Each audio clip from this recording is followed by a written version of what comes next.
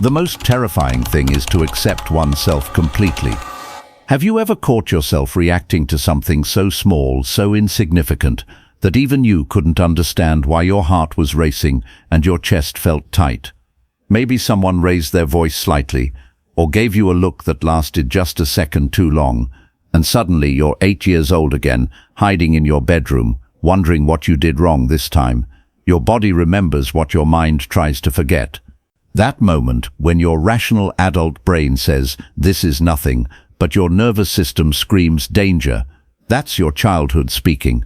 Those aren't your reactions, they're echoes of a time when you were small, when the adults around you held all the power, when survival meant reading every micro-expression, every shift in tone, every subtle change in the emotional weather of your home.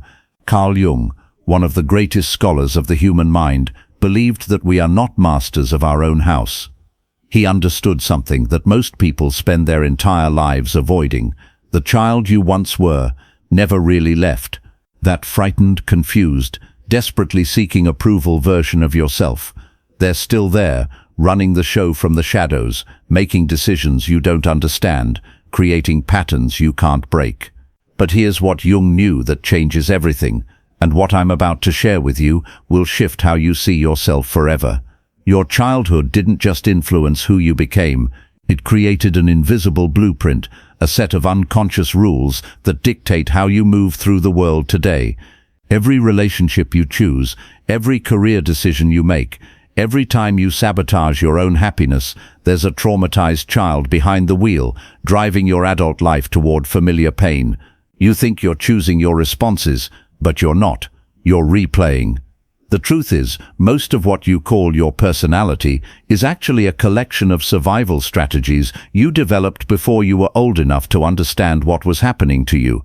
That perfectionism that drives you to exhaustion, that's not ambition, that's a 5-year-old trying to be good enough to earn love.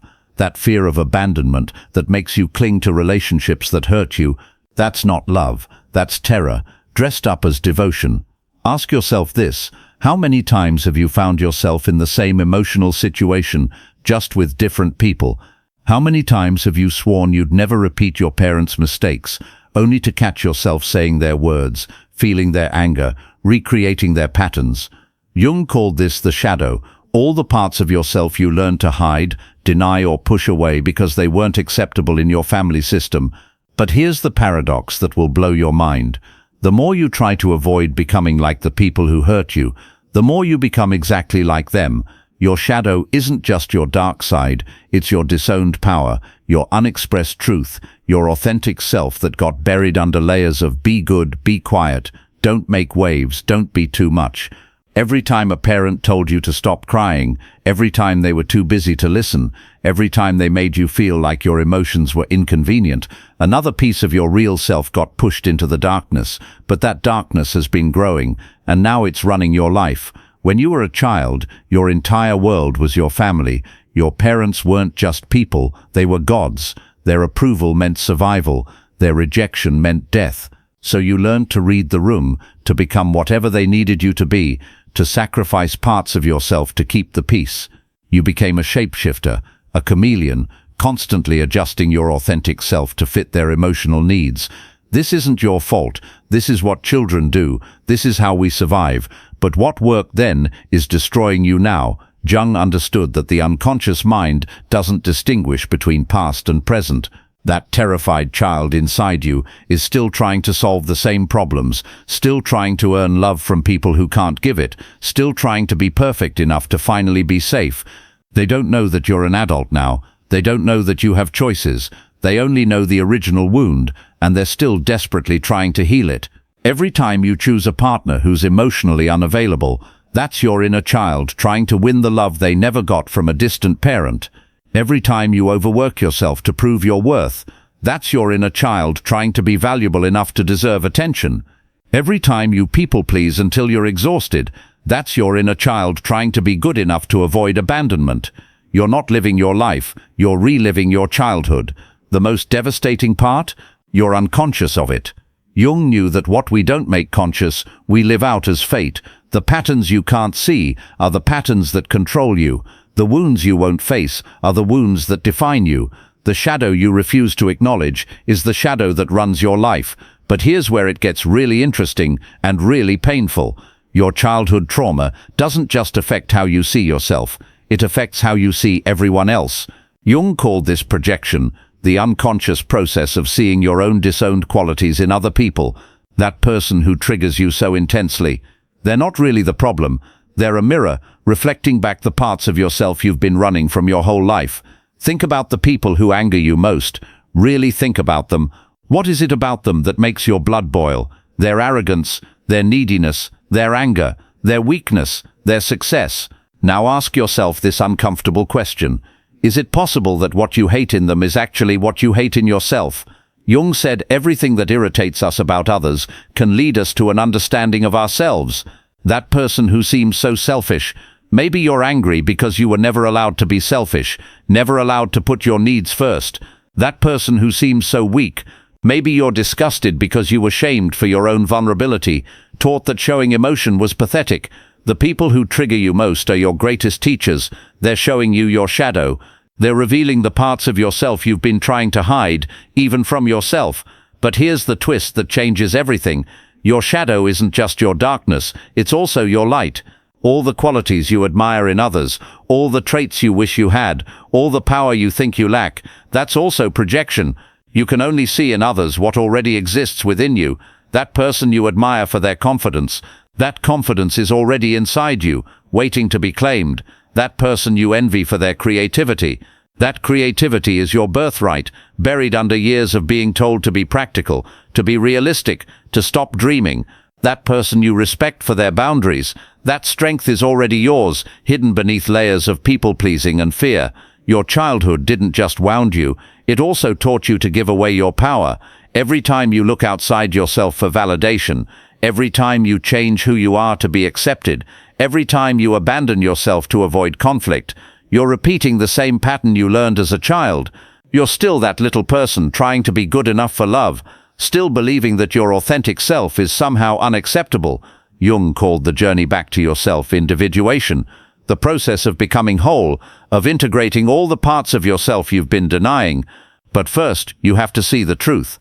You have to recognize that the adult you think you are is actually a collection of childhood adaptations, strategies for survival that are now strategies for suffering. Your perfectionism, it's not helping you excel, it's keeping you paralyzed by the fear of making mistakes.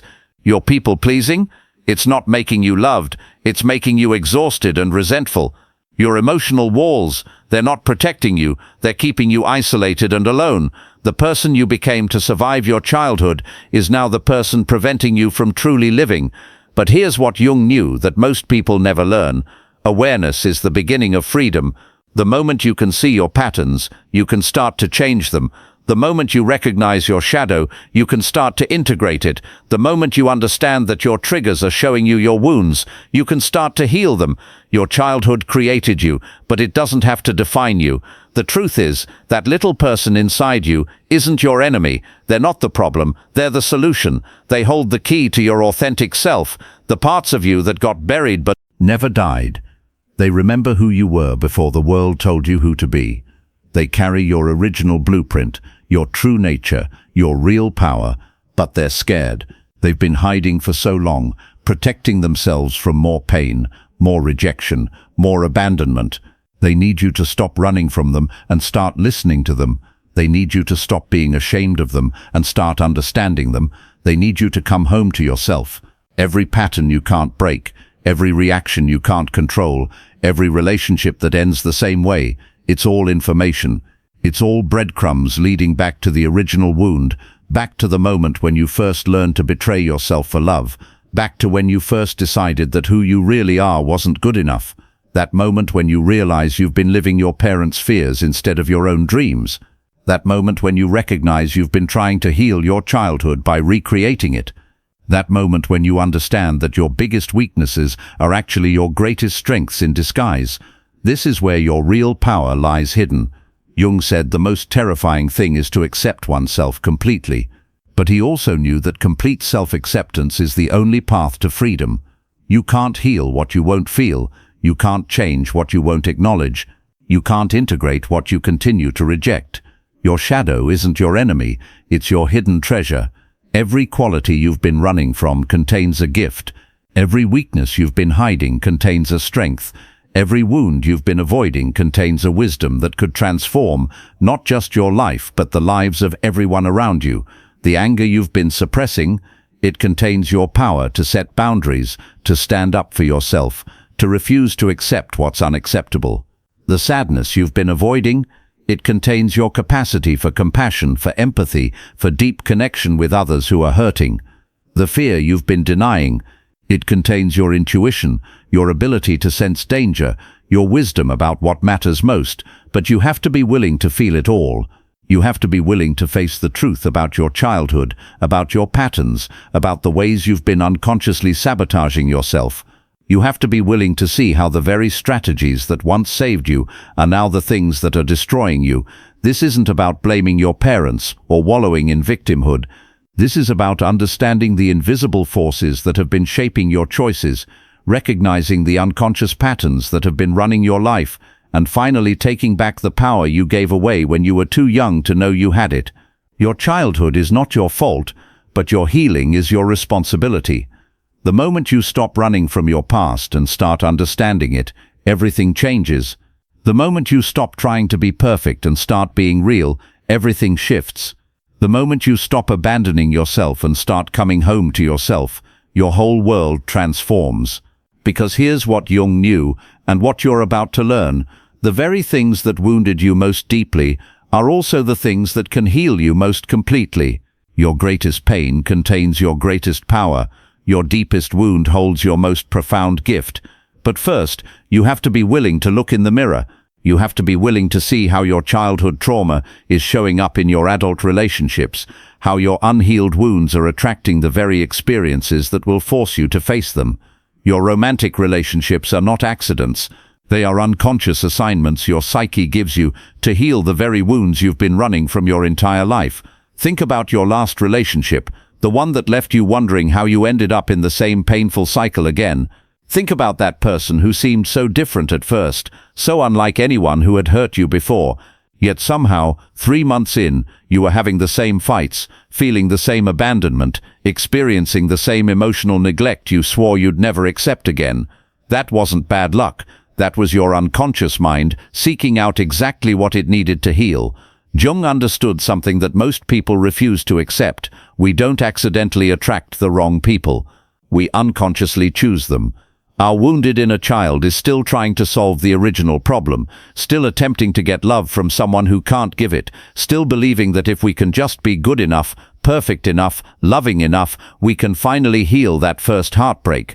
But here's where it gets truly fascinating and devastating. The person you're attracted to most intensely is almost always carrying the same wound as the parent who hurt you most. That emotionally unavailable partner who keeps you guessing. They learned emotional withdrawal from someone who used distance as control. That partner who criticizes everything you do. They learned that love comes with conditions from someone who made them feel never good enough. You're not just dating them, you're dating your unhealed past. Carl Jung called this projection, the unconscious process of seeing in others what we cannot see in ourselves. But projection in relationships goes much deeper than simple mirroring. It's a complex dance between two wounded children, each trying to use the other to heal wounds that can only be healed from within. When you meet someone who triggers that immediate, intense attraction, that feeling of finally, someone who gets me, what you're actually feeling is recognition. Your unconscious mind is recognizing someone whose wounds complement your own, someone whose dysfunction fits perfectly with yours, someone who will recreate the exact emotional environment where your original trauma occurred. This is why the beginning of intense relationships feels so magical. It's not love you're feeling, it's familiarity.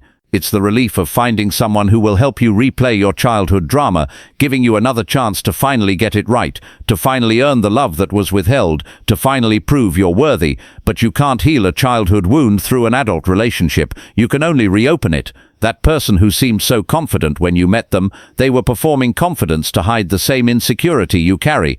That person who seemed so strong, they were wearing strength like armor to protect the same vulnerability you've been running from. That person who seemed so emotionally available, They were love-bombing you with the same desperate need for validation that you mistake for your own giving nature.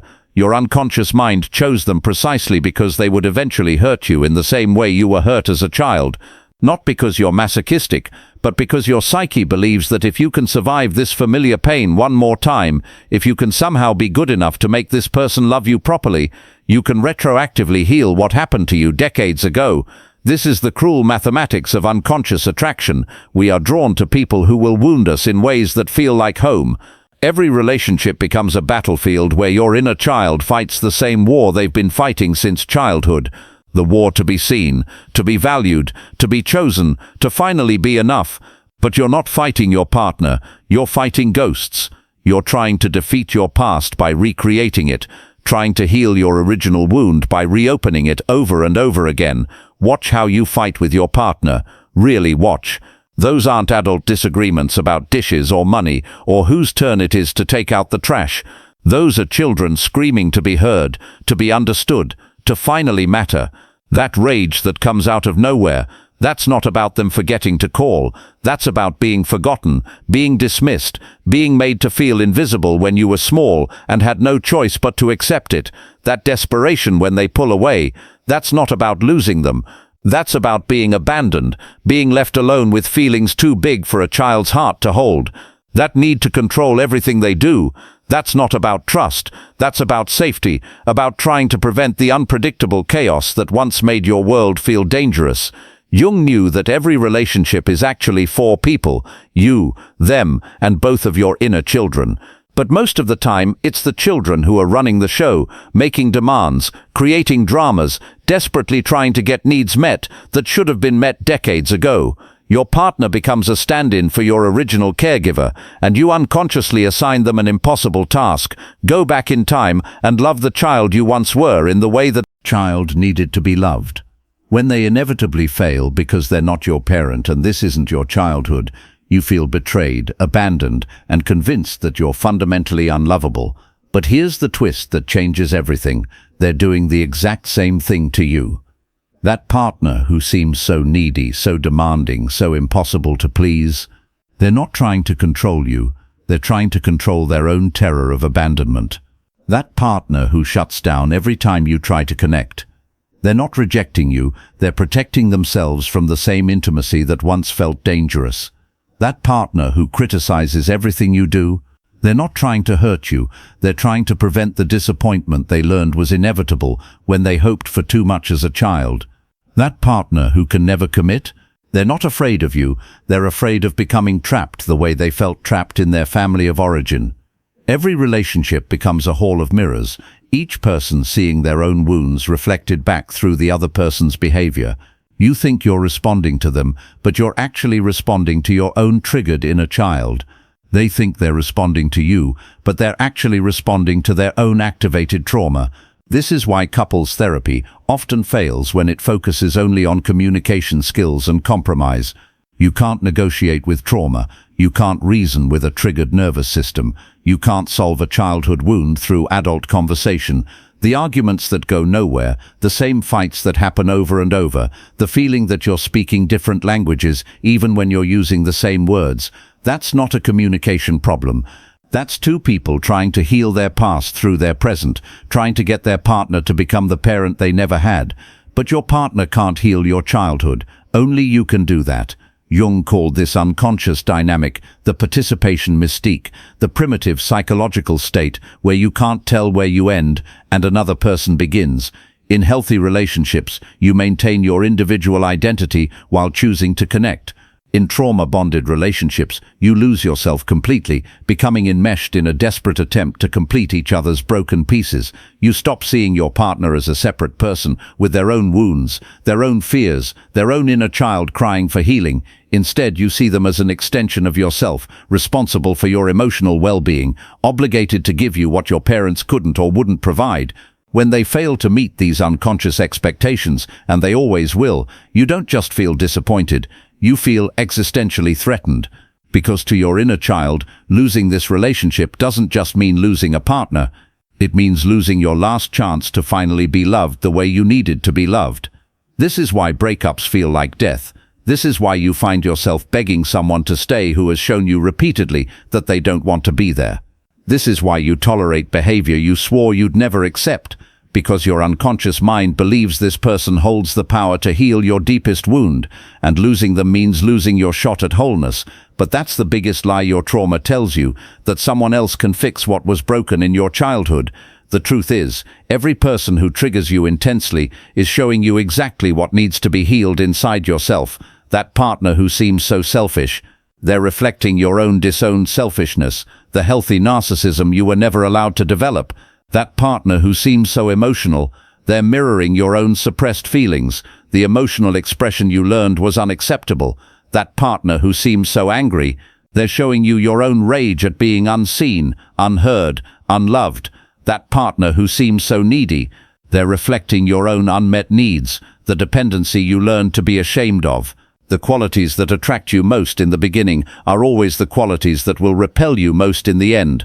That confidence becomes arrogance, that emotional availability becomes neediness, that strength becomes rigidity, that spontaneity becomes chaos. Why? Because what you're initially attracted to is usually the opposite of what you learn to be. If you learn to be small and quiet, you're drawn to someone loud and commanding. If you learn to be perfect and controlled, you're drawn to someone messy and spontaneous. If you learn to be responsible and serious, you're drawn to someone carefree and playful.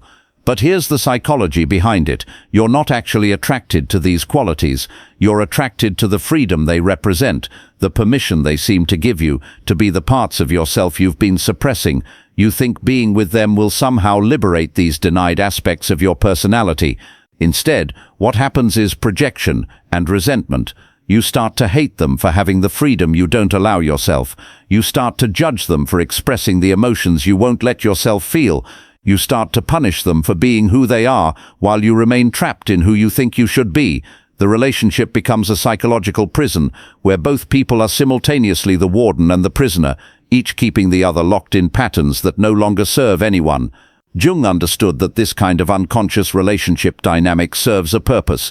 It forces you to confront your shadow, to face the parts of yourself you've been avoiding, to finally heal the wounds you've been carrying. But most people miss this opportunity entirely.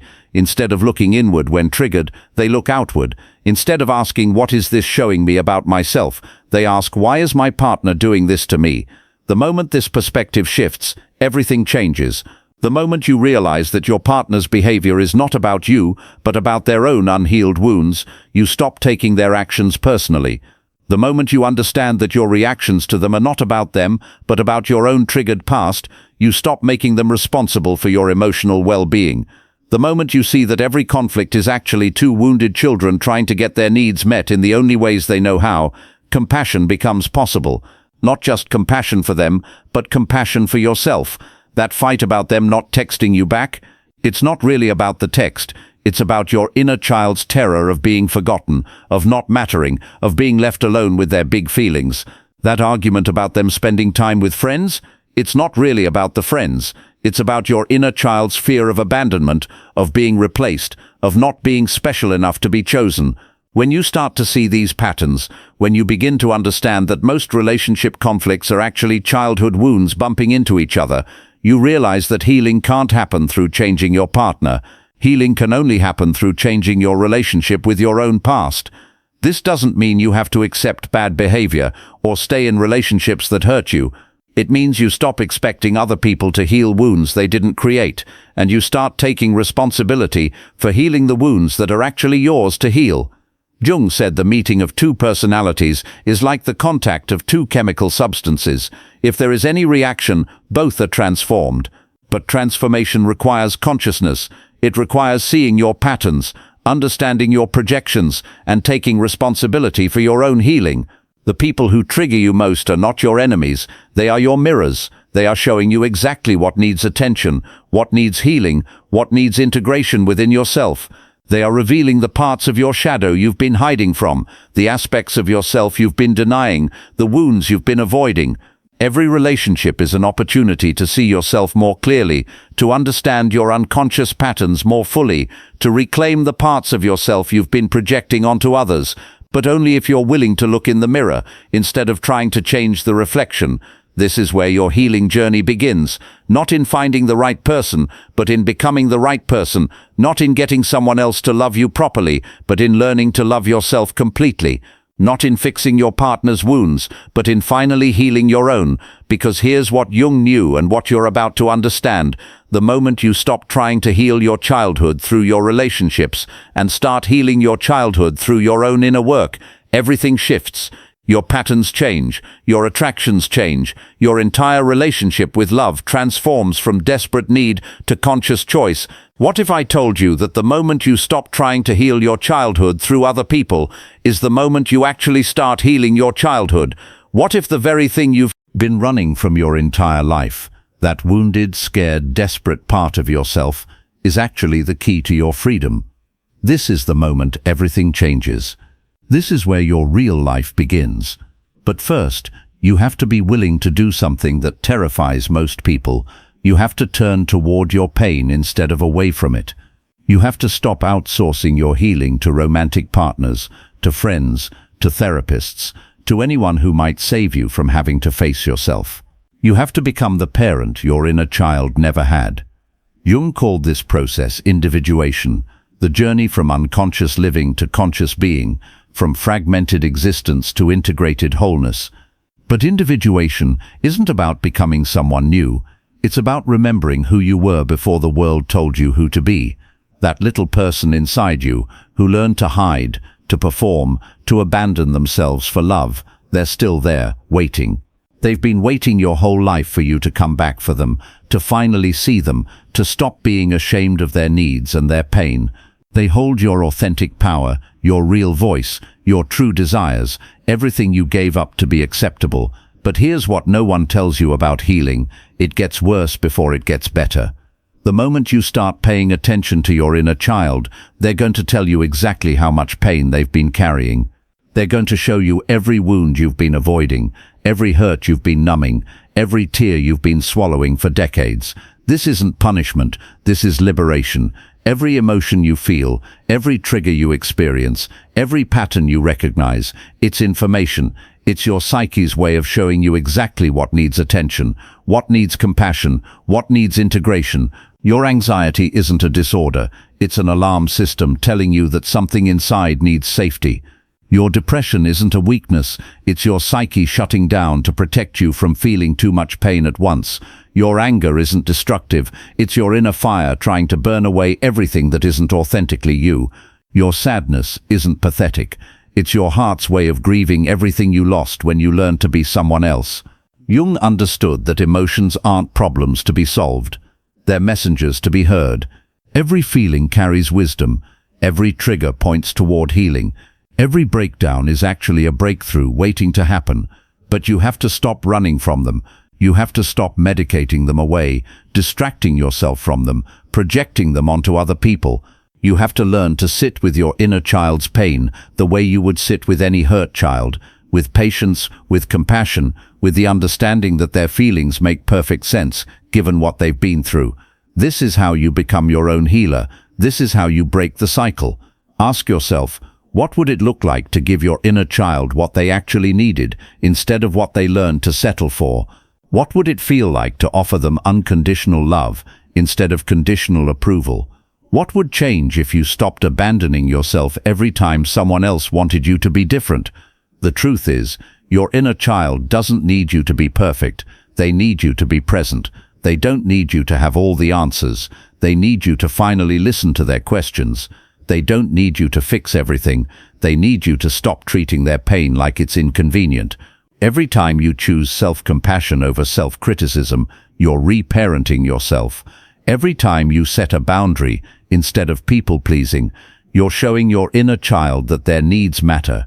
Every time you speak your truth instead of saying what others want to hear, you're teaching them that their voice has value. This is what Jung meant by integration, not becoming someone different, but becoming someone whole, not adding new parts to yourself, but reclaiming the parts you gave away, not fixing what's broken, but understanding that what you thought was broken was actually just hidden. Your perfectionism isn't a flaw, it's a child's desperate attempt to be good enough for love. When you understand this, perfectionism transforms into healthy striving. Your people-pleasing isn't weakness, it's a child's survival strategy for staying safe. When you integrate this, people-pleasing becomes conscious choice about when and how to give. Your emotional walls aren't protection, they're a child's way of preventing more abandonment. When you heal this, your walls become healthy boundaries. Your need for control isn't pathology, it's a child's attempt to feel safe in an unpredictable world. When you integrate this, control becomes healthy self-advocacy. Every shadow quality contains its own light. Every wound carries its own gift. Every broken part of you holds power you've never learned to access. But integration requires something most people resist: radical self-acceptance. Not just accepting the parts of yourself you like, but embracing the parts you've been ashamed of, the qualities you've been hiding, the aspects of yourself you've spent your whole life trying to change. Jung said, the most terrifying thing is to accept oneself completely, because complete self-acceptance means acknowledging that you are both light and shadow, both wounded and whole, both strong and vulnerable. It means giving up the fantasy that you can be perfect and embracing the reality that you are human. This doesn't mean accepting bad behavior or giving yourself permission to hurt others. This means accepting that you are a complex being with needs, desires, fears, and wounds, and that all of these aspects deserve compassion, not condemnation. The anger you've been suppressing, it contains your power to protect yourself, to stand up for what matters, to refuse what's unacceptable. The sadness you've been avoiding, it contains your capacity for empathy, for connection, for deep feeling. The fear you've been fighting, it contains your intuition, your wisdom, your ability to sense what's truly dangerous versus what just feels familiar. When you stop judging these parts of yourself and start listening to them, they transform from obstacles into allies. Your anger becomes healthy assertiveness.